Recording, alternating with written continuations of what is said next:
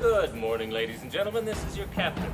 I hope you had a good... Captain Stefan Rasmussen has been in love with flying all of his life. I got my first idea of flying when I was a young boy. After learning to fly in the Air Force, Rasmussen joined Scandinavian Airlines. He seemed to be the one who really enjoyed his job.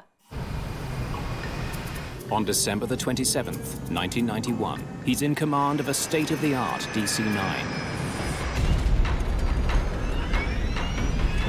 The flight will take him to the very edge of his abilities, as his engines fail and his plane falls out of the sky. I was in a nightmare. Stockholm, Scandinavian 751, we are crashing into the ground now. What caused the most baffling accident in Sweden's history is nothing investigators could have imagined. What they finally uncover will strain Rasmussen's lifelong relationship with airplanes to the breaking point. I really felt that I didn't trust the aircraft. Mayday, Mayday.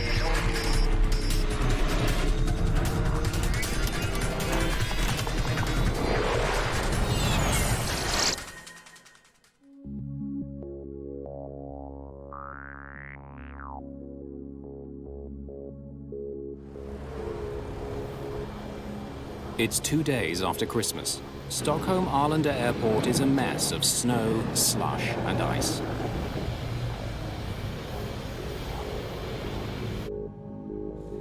Passengers boarding a mid-morning Scandinavian Airlines flight to Copenhagen are finding the cabin very uncomfortable. It was really warm inside the plane when we entered because there had been heaters on during night. And I saw when the passengers embarked, they also wanted to take off jackets and shoes, and because it was like a sauna.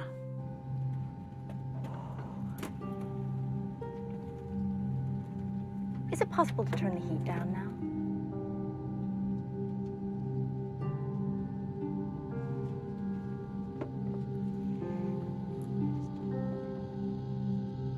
"34-year-old Ulf Sedermark has been with the airline for 4 years. He's the first officer on today's flight. It was a light snowfall. Temperature was just below freezing and light winds. We were going to fly Stockholm to Copenhagen and then to Warsaw, back to Copenhagen and down to Barcelona that day. It would be quite a long working day.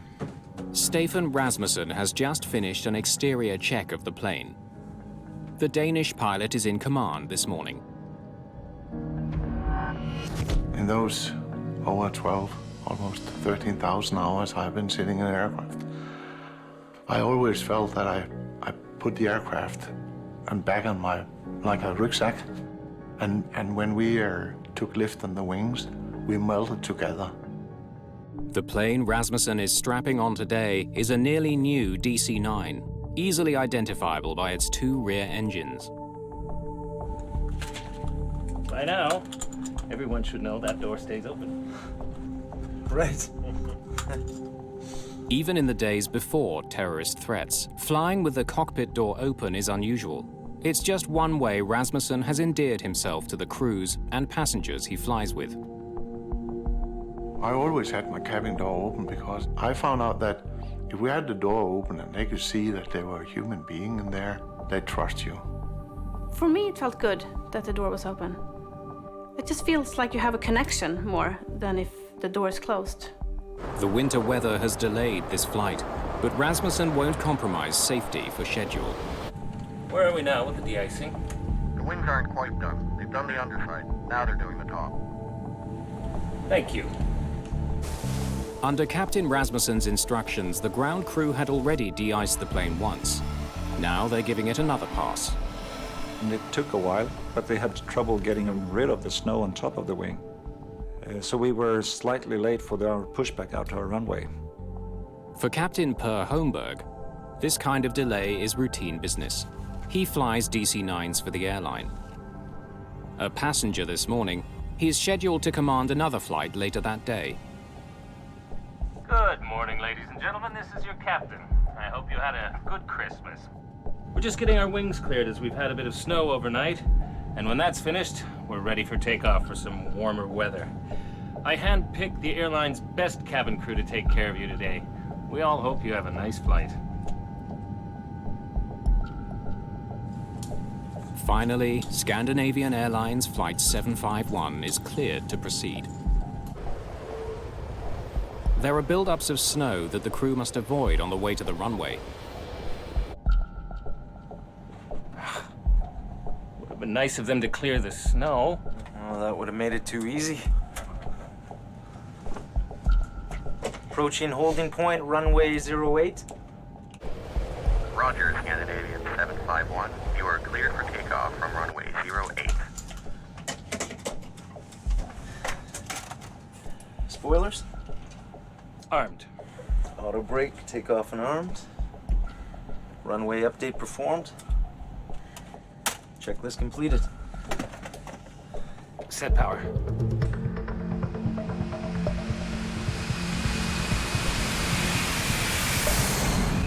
Despite the winter conditions, the takeoff is routine.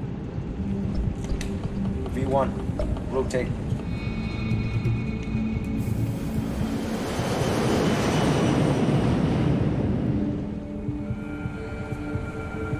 Gear up. Gear up selected.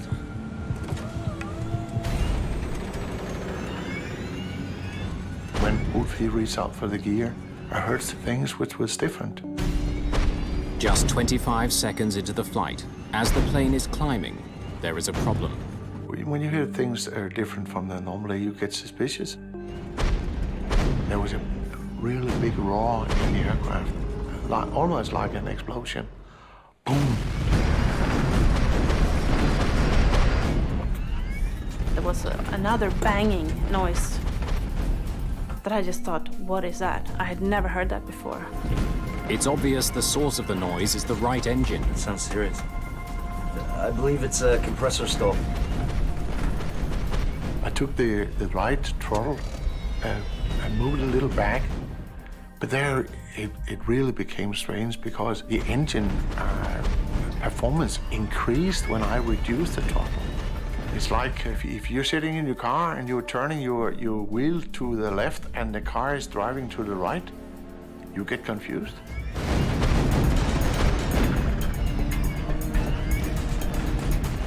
We're not supposed to like call into cockpit now.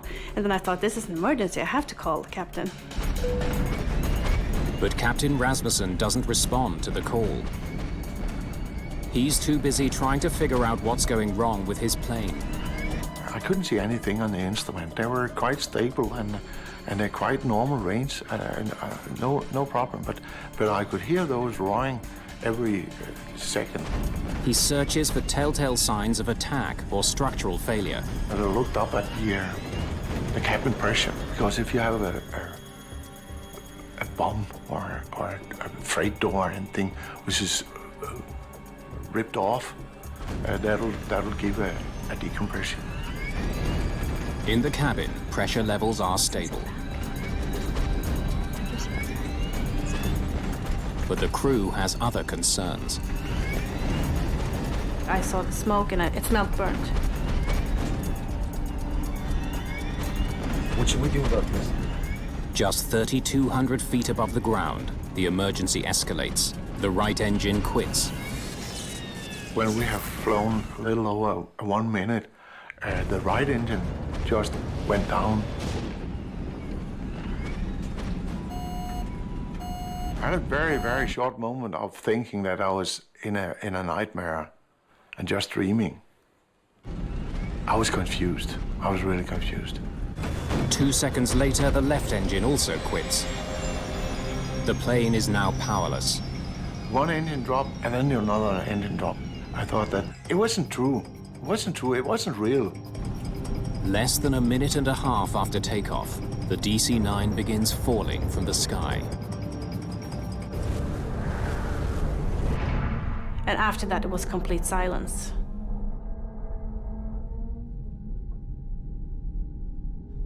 And I think that was the worst moment for me.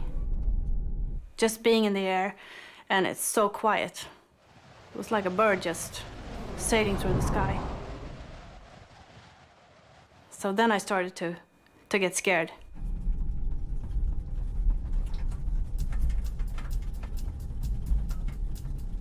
Engine relay. As the pilots try to restart their engines, things get even worse. The left engine erupts in flames.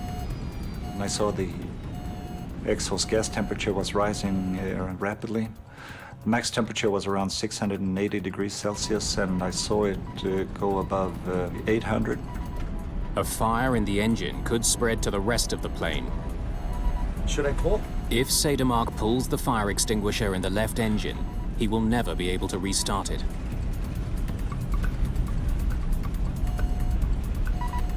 He pulls the handle to put out the fire.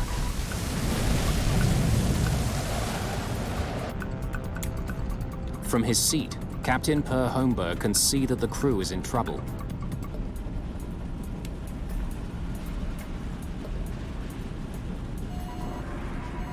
Flight 751 is now falling at a rate of 1,200 feet per minute. But air traffic controllers at the Stockholm airport have no idea the plane is in trouble. Arlanda, Stockholm, Scandinavian 751. Good morning, SK-751. Climb to flight level 180. We have problems with our engines, please. We need to go back to Arlanda. 751, roger. Turn right, heading to here. Suddenly, the radio goes dead. A result of the failed engines. Only the right engine can provide power, but it's now spinning too slowly to generate electricity for the instruments. Without the engine, you don't have any propulsion, so the only energy you have is your height. With time running out, the pilots of Flight 751 must find a way to restart the right engine, or else crash into the countryside below. Scandinavian Airlines Flight 751 is now falling from the sky at 20 feet per second. How can I help? Captain Per Holmberg, who boarded the flight as a passenger, becomes part of the flight crew. He came out in the cockpit and he said, "Is there anything I can help you with?" I don't think I even said yes. I just said, "Start the APU." If the auxiliary power unit can be launched, it will bring back the radio and instruments. So I just handed him the emergency checklist and started focus on controlling the flight to see that we were maintaining the speed and the attitude and that we were wings level.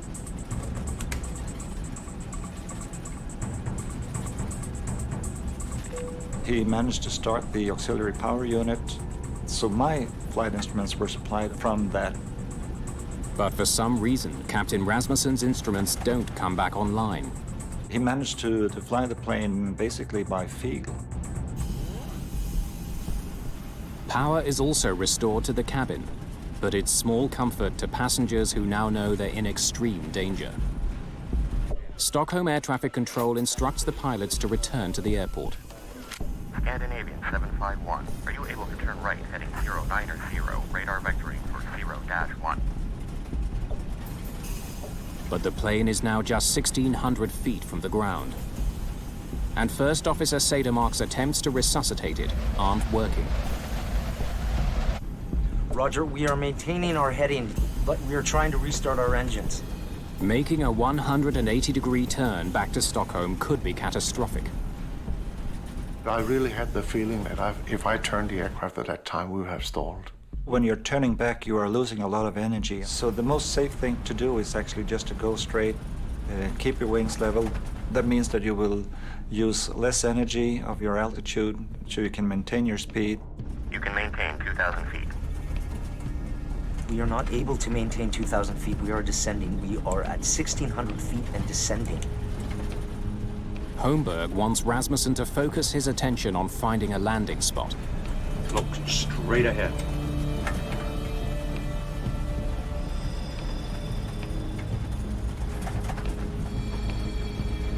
Look straight ahead. He was screaming at Stefan, just look straight ahead and watch the flight path. Prepare for on-ground emergency. On-ground emergency! Bend down! Bend down! Bend down! So we shouted, "Bend down," I don't know how many times. Bend down, bend down, bend down. Keep your seatbelts fastened.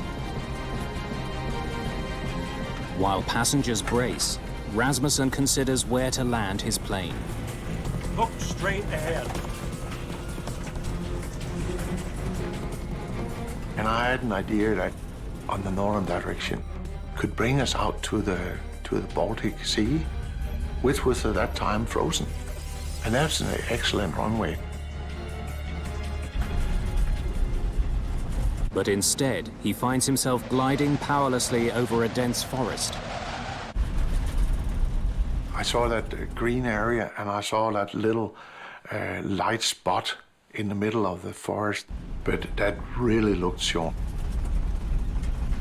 Steer right. Steer right. Just 500 feet above the ground, Captain Rasmussen lifts the plane's nose to slow it down, hoping to soften the crash landing. Pine trees from the top there look very soft. I could use the trees as almost like a pillow. Should I lower the landing gear? Yes, gear down. Bend down and hold your knees. I prepared myself for a hard impact. If it's an emergency landing, we have no engines, I just thought this is going to be a hard landing. Stockholm, Scandinavian 751. We are crashing into the ground now. I wasn't afraid until we were flying into the trees. Then I was scared, and I knew we were not going to make it. I didn't thought I should die. I knew I should die. I made my prayer to God.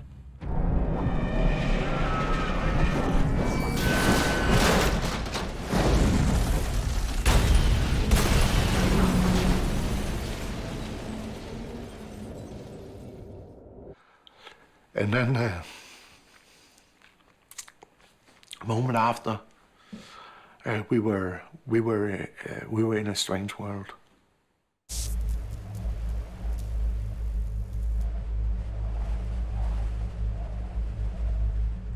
After we have come to a complete stop, I feel the smell of airplane fuel. I thought, okay, we're gonna explode. And I look around and I see the snow because there was a big crack in the airplane fuselage just in front of the aft galley. And you could just walk down on the ground.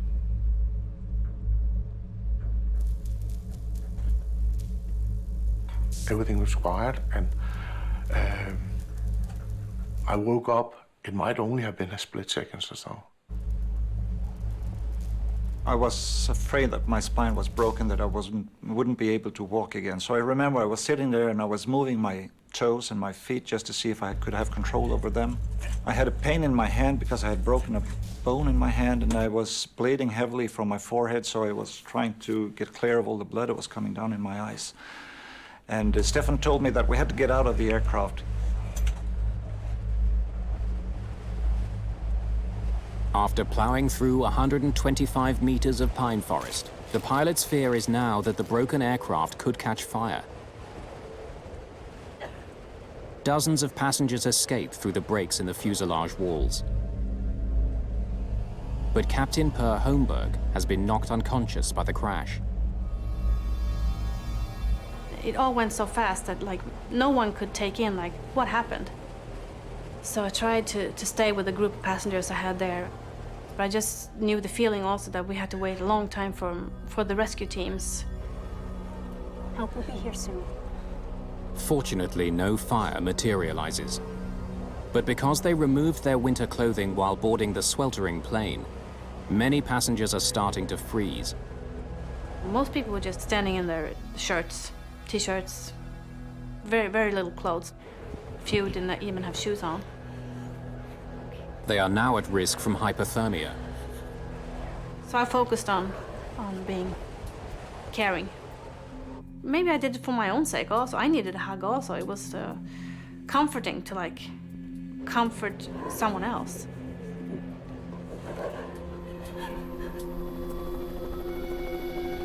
The wreckage of Scandinavian Airlines Flight 751 lies just 15 kilometers northeast of Stockholm Arlanda Airport.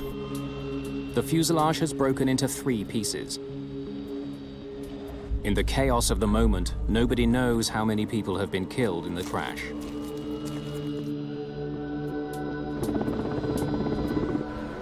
Rescuers arrive within minutes and attend to the freezing survivors. They pull Captain Per Holmberg from the cabin, unconscious.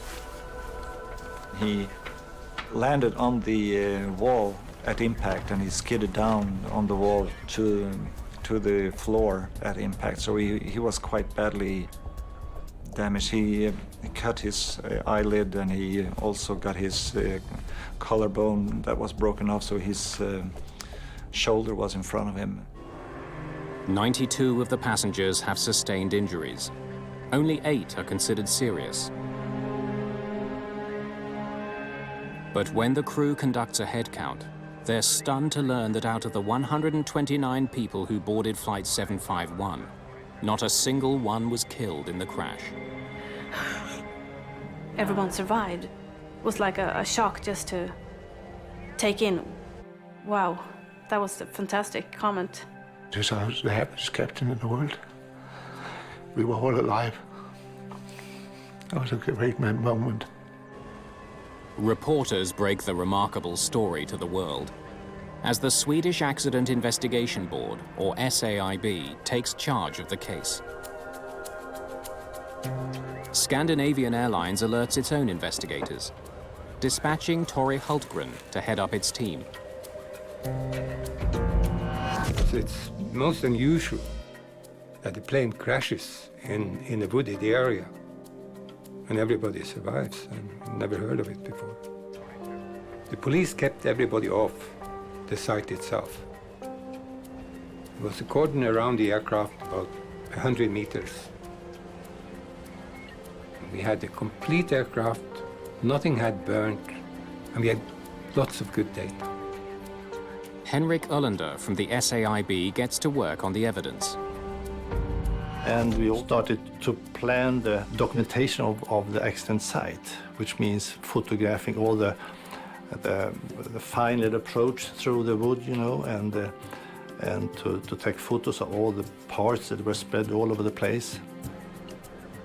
The 2 black boxes, which record cockpit conversations and store flight data, are recovered immediately.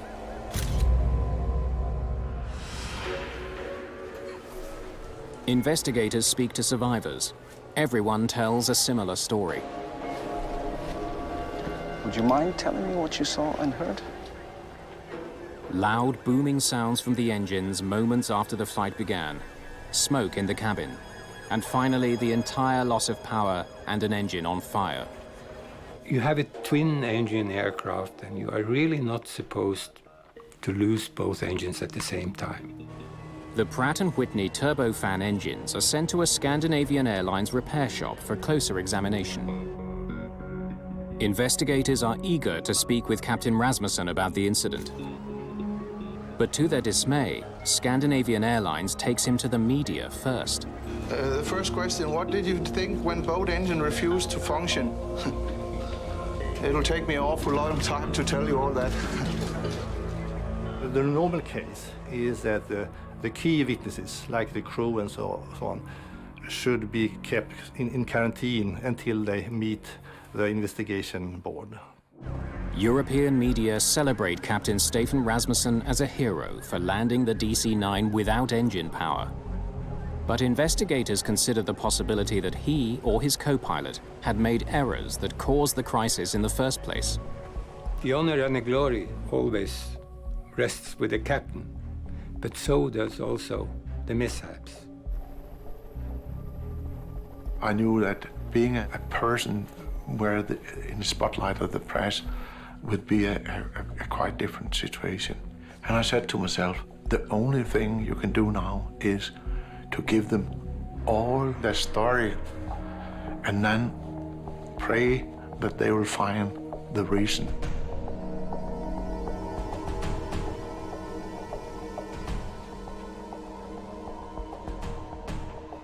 Lars Lindberg is an investigative representative for the Swedish Airlines Pilot Association. He examines the wreckage for signs of mechanical or structural failure. We knew both engines had failed for some reason. So we was concerned what was the background for something like that to happen. The first time I saw the engines in the workshop, I was surprised. Is this all they found? There was a number of parts that were completely missing, and this was something we hadn't seen before to this extent. To find out what happened, investigators must find the missing pieces, which now lies somewhere in snow-covered fields and forests.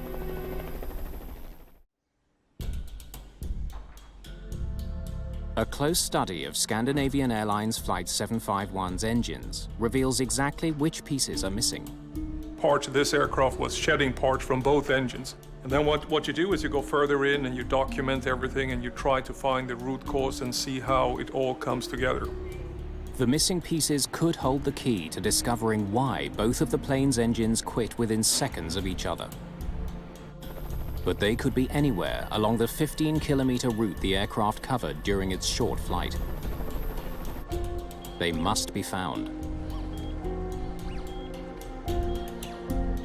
Investigators use the flight data recorder to map the plane's journey and determine where engine parts may have fallen.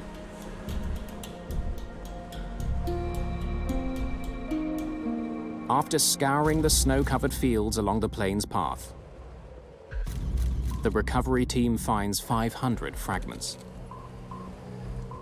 Just a fraction of what's missing. Many are very badly damaged. Some of the titanium blades actually seem to have been on fire.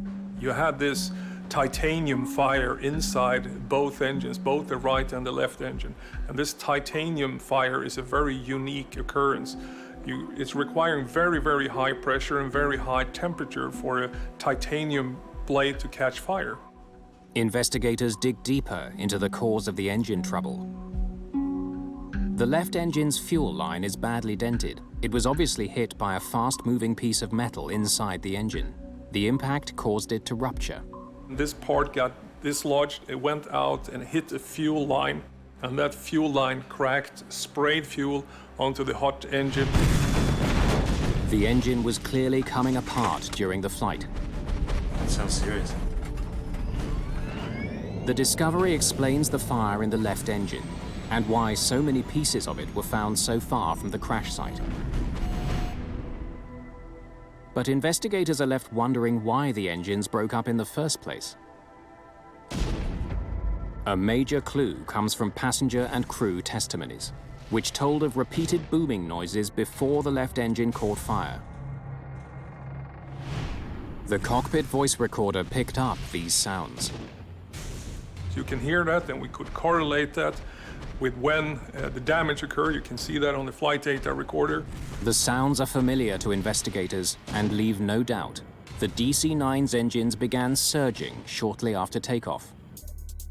Jet engines rely on a steady stream of air for combustion. A series of fans move incoming air through various stages of compression. But when that flow is disrupted, fuel at the rear of the engines ignites violently and shoots forward. That's a surge. You can have a small surge and you can have a large surge. And you can have the complete surge on the whole engine. Sounds serious. This surge process was very violent, so after a very short time, we had an aircraft with two engines that could not be restarted, that didn't generate any thrust. Basically, you had a giant glider at that point.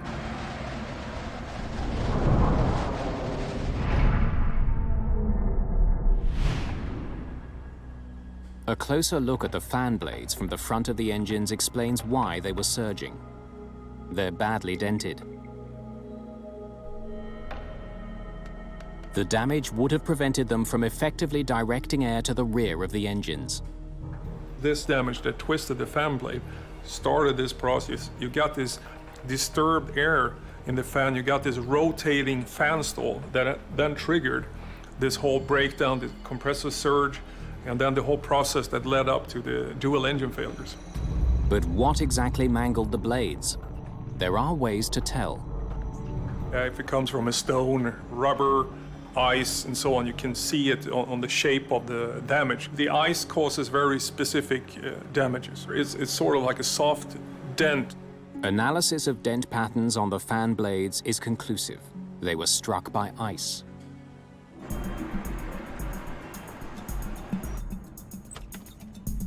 Now investigators want to find out where the ice could have come from. Weather data for the 24 hours leading up to the crash. They know Stockholm had been hit with rain and snow in the hours before Flight 751 took off. It was a situation with the temperature around 0 degrees. It was a drizzle, snow, rain in the morning. They learned that the DC-9 arrived from Zurich the night before, with the fuel tanks more than half full. They had quite a large amount of reserve fuel, of diversion fuel, in their wings. The fuel in the wing tanks were close to minus 20 degrees Celsius. The conditions that night were ideal for the formation of clear ice on the wing surface. And here you had very, very cold fuel on the top wing skin. And as the temperature dropped during the night, it went to snow and rain, and finally snow. So there was a layer cake. Ice at the bottom, slush, and snow on top. About 10 inches total on top of the wings in the morning. Responsibility for de-icing the plane ultimately falls on the captain. Rasmussen insists he was aware of the overnight buildup. Investigators wonder if the pilot did all he could to ensure his plane was completely free of ice. Rasmussen claims he instructed technicians to de-ice the plane thoroughly. I didn't walk around with the aircraft. It was cold. It was frosty.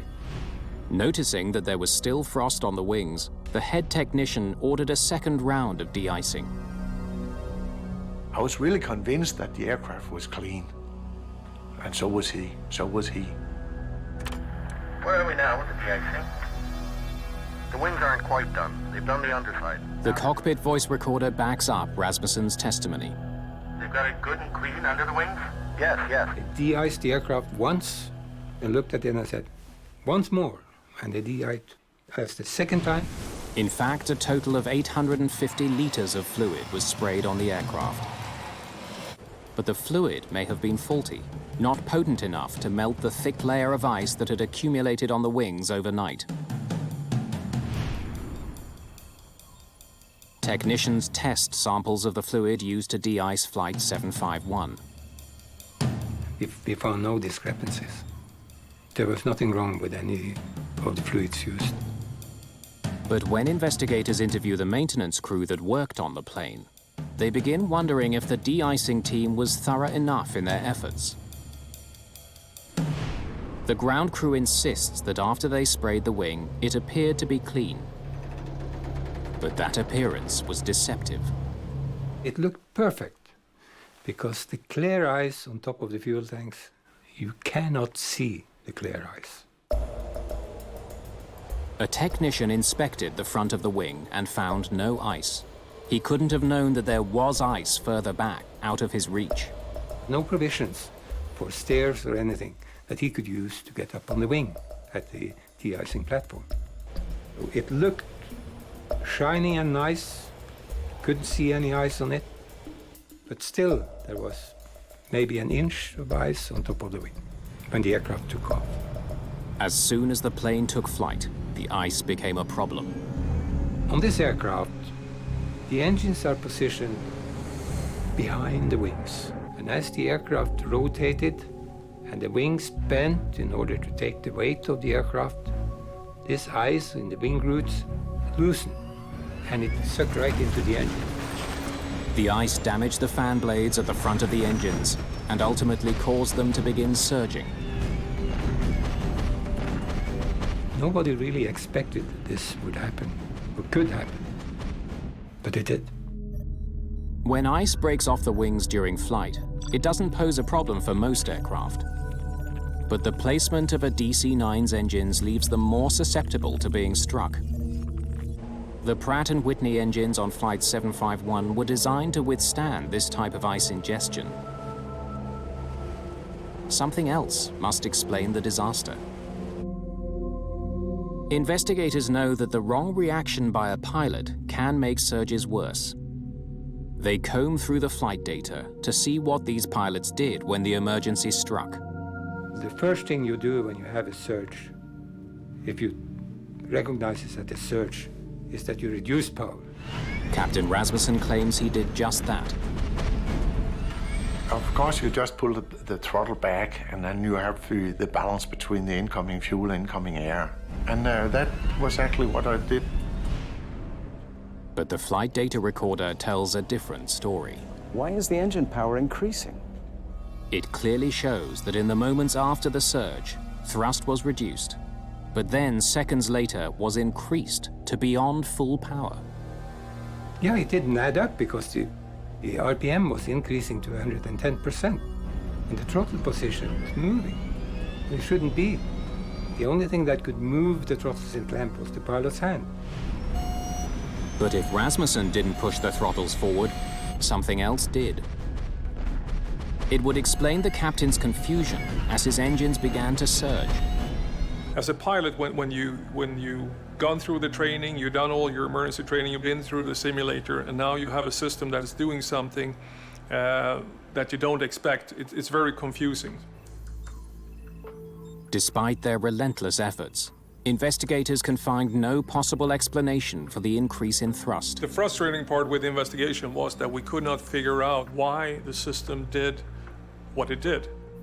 Then, almost 2 months after the accident, the plane's manufacturer provides the answer. The culprit is something called automatic thrust restoration. It's brand new.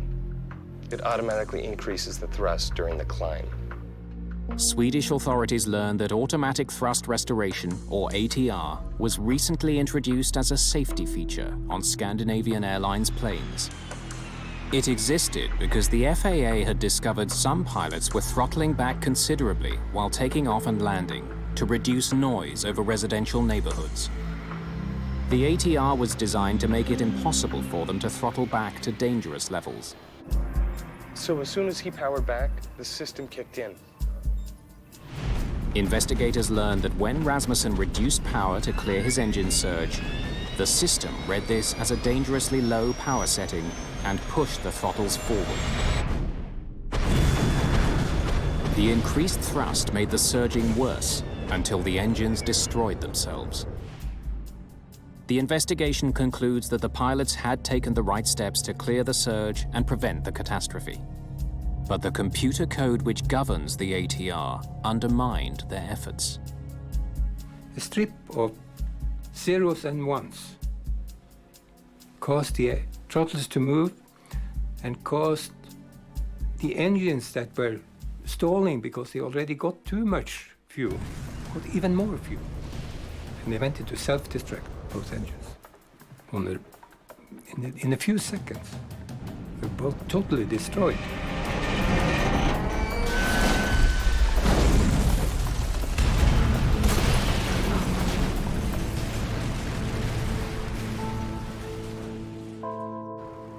The system was so new to Scandinavian Airlines that nobody there had even heard of it. And it was confusing for everyone because we didn't know about the system, we didn't have information on the system. SAS didn't know the system existed on their aircraft. We hadn't bought that modification. And it was sneaked in via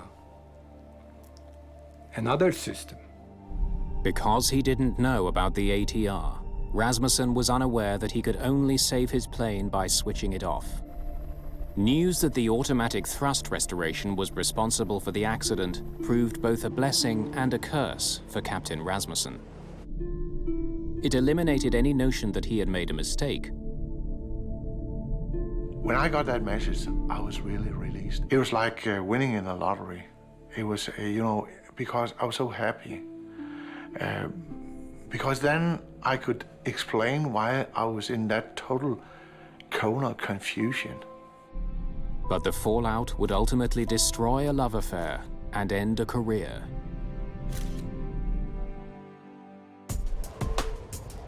On October the 20th, 1993, the Swedish Accident Investigation Board releases its report on the crash of Flight 751.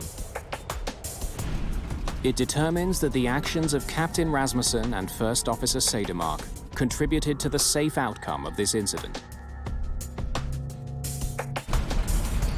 And although investigators question Captain Per Holmberg's decision to enter the cockpit in the first place, they do praise his contribution. This crew flew until they stood still on the ground. They never gave up. They never gave up. They didn't give an inch. The investigators put much of the blame for the accident on Scandinavian Airlines because their procedures for checking for clear ice were inadequate.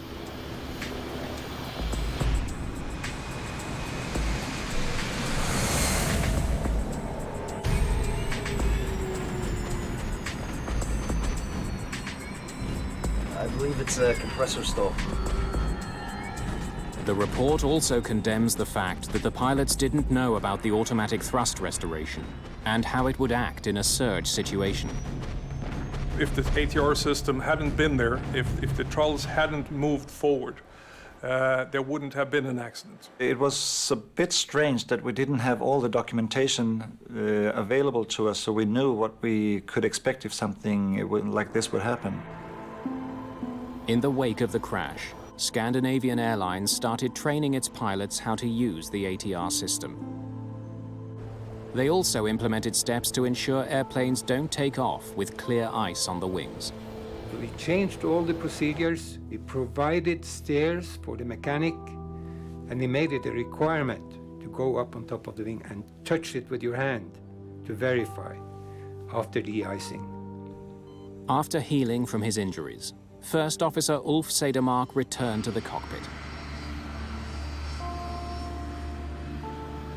I didn't feel the responsibility that I wouldn't be able to do my job again. Whatever happens, I know that I still can see things for what they are. And I still love doing my job, and if something bad happens, I can deal with it. But Stefan Rasmussen's return proved far more difficult. Set power. After I'd had from a high-skilled psychologist, we talked about getting in the air again. He knew that would be a hard decision to take. Gear up.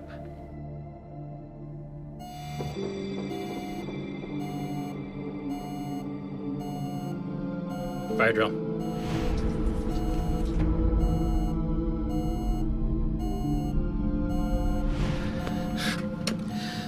After time in the simulator, Rasmussen couldn't regain confidence in his plane. Sorry, guys. In a disaster situation, in a crisis, is that you have optimized the teamwork between man and machine.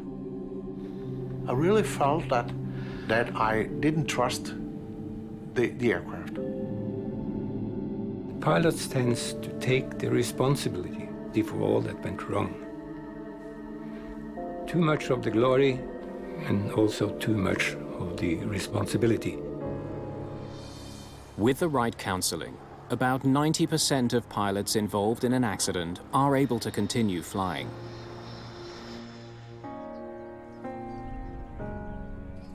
Even though Captain Rasmussen received treatment, his career ended with the crash of Flight 751. Taking that decision to leave aviation as pilot was like having your highest love and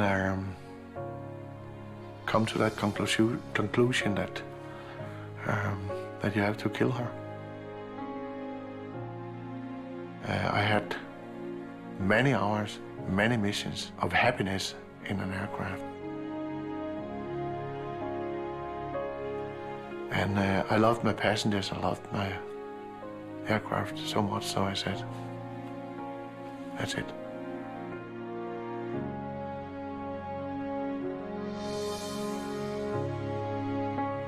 I never regretted, never.